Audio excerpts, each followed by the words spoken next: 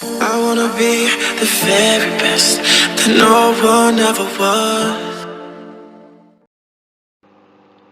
Assalamualaikum warahmatullahi wabarakatuh. Selamat datang di pembelajaran online IPA terpadu untuk siswa kelas 9 MTS Muhammadiyah 1 Samarinda.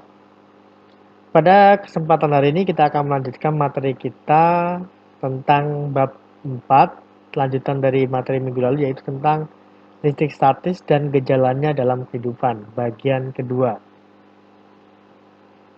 Hari ini kita akan membahas tentang listrik statis dalam kehidupan ya. Pada gambar tampak seekor belut listrik yang mampu menghasilkan sengatan listrik yang sangat berbahaya. Spesies ini bisa menghasilkan listrik setara sekitar 650 volt. Bahkan ada beberapa belut di pedalaman Brasil yang mampu mengeluarkan listrik sebesar 860 volt. Menurut Science Focus, belut listrik ini memiliki rangkaian sel yang mirip baterai yang juga dikenal sebagai elektrosit. Sel elektrosit ini ada di hampir seluruh tubuh belut. Itulah mengapa sel ini dapat digunakan sebagai metode pertahanan diri dari si belut. Nah, prinsip kerja dari sel ini menggunakan konsep listrik statis. Nah, apa saja penerapan listrik statis dalam kehidupan sehari-hari akan kita bahas pada pertemuan berikut ini. Jadi, tolong disimak ya. Adapun materi yang akan kita bahas pada pertemuan hari ini adalah yang pertama, kelistrikan pada sistem saraf, kemudian kelistrikan pada jantung, kelistrikan pada otot lurik, dan juga hewan-hewan penghasil listrik.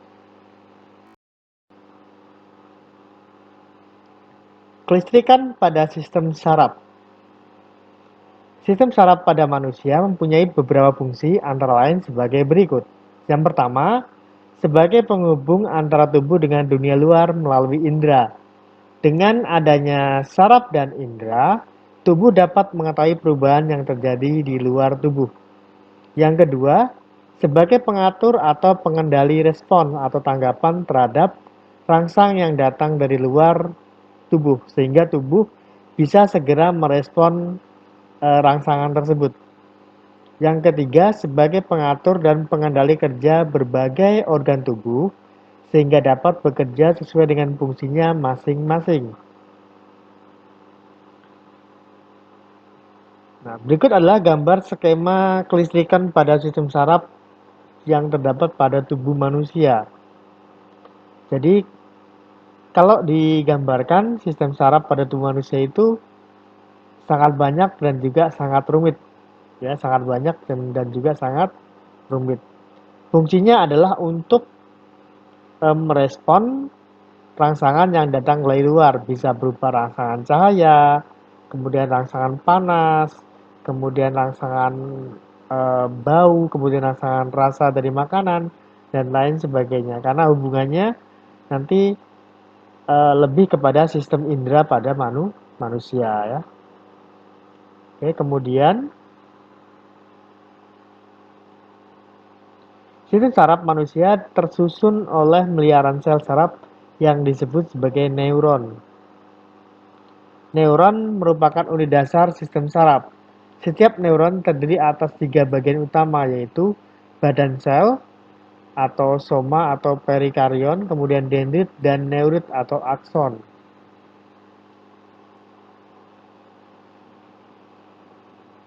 Berdasarkan fungsinya, neuron ini dibedakan menjadi 3 macam, yaitu neuron sensorik, motorik, dan konektor.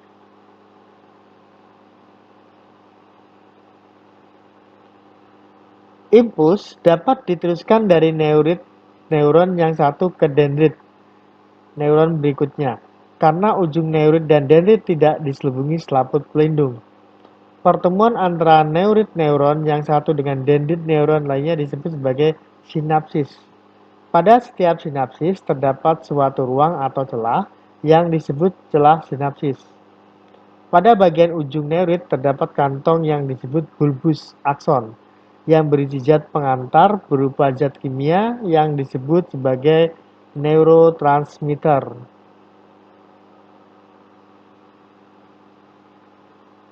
Jadi neuron ini fungsinya adalah untuk meneruskan rangsangan yang datang dari luar menuju ke otak. Jadi yang bergerak di dalam sel saraf itu adalah si neuron ini.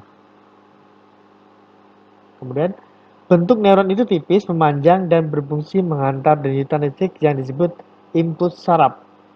Bersama neuroglia, neuron membentuk suatu jaringan komunikasi di dalam tubuh manusia. Sistem saraf menggunakan impuls saraf untuk menyampaikan informasi.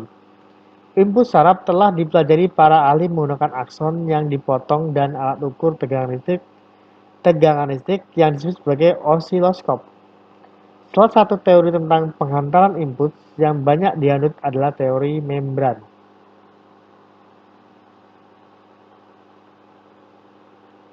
Kemudian yang kedua adalah materi tentang kelistrikan pada jantung. Jantung manusia berdenyut secara otomatis, tidak diperintah oleh otak dengan kecepatan 60-80 kali per menit.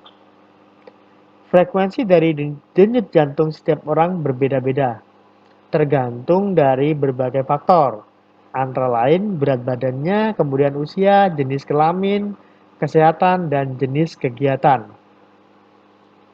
Semakin banyak kegiatan yang dilakukan, maka denyut jantungnya akan semakin cepat.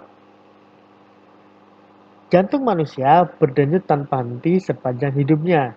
Hal ini dapat terjadi karena adanya otot istimewa yang hanya ditemukan di jantung, yaitu miokardium atau biasa dikenal dengan otot jantung, yang di kelas 8 kemarin sudah sempat kita bahas.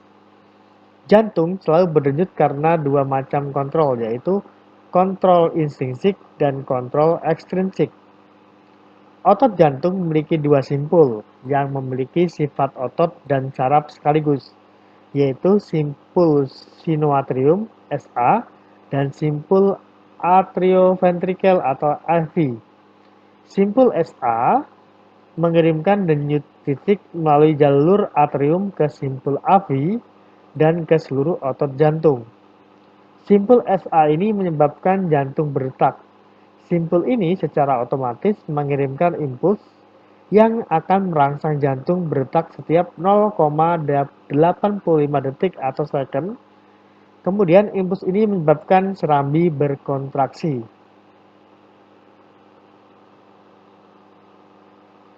Kelistrikan pada otot lurik. Otot lurik dapat berkontraksi jika ada rangsangan berupa suhu, panas dan dingin, arus listrik, rangsang kimia, serta rangsangan mekanik berupa pijat, tarik, dan tekanan. Makanya ketika bagian tubuh kita didekatkan pada panas, tubuh kita akan otomatis langsung menghindari panas. Kemudian kalau misalnya kita terkena strum atau arus listrik, tubuh kita juga otomatis akan memberikan refleks menghindar. Nah, refleks menghindar ini disebabkan karena di dalam tubuh kita ada kelistrikan atau di dalam otot lurik kita ada cara kerja listrik. Otot lurik baru bisa berkontraksi apabila diperintah sistem saraf. Impuls yang menjalar lewat neuron motorik menuju ke otot menyebabkan otot berkontraksi di tempat berakhirnya neuron motorik tersebut. Tempat bertemunya bagian terminal serabut saraf motorik dan serabut otot disebut sambungan atau persimpangan neuromuskular. Kejadian-kejadian listrik pada persimpangan neuromuskular dapat dianalisis menggunakan mikroelektroda. Bagian dalam serabut otot bermuatan negatif, sedangkan bagian luarnya bermuatan positif. Serabut otot mempunyai potensial istirahat lebih kurang 95 mikrovolt. 95 milivolt. Kejutan akan menimbulkan impuls saraf yang apabila sampai di bagian terminal akson dapat dideteksi oleh suatu perekam. Lebih kurang 0,7 detik kemudian, muatan yang melintasi membran serabut otot mulai berkurang. Keadaan ini dinamakan sebagai potensial lempeng ujung. Apabila potensial lempeng ujung ini mencapai lebih kurang minus 50 milivolt, maka akan memicu suatu potensial aksi.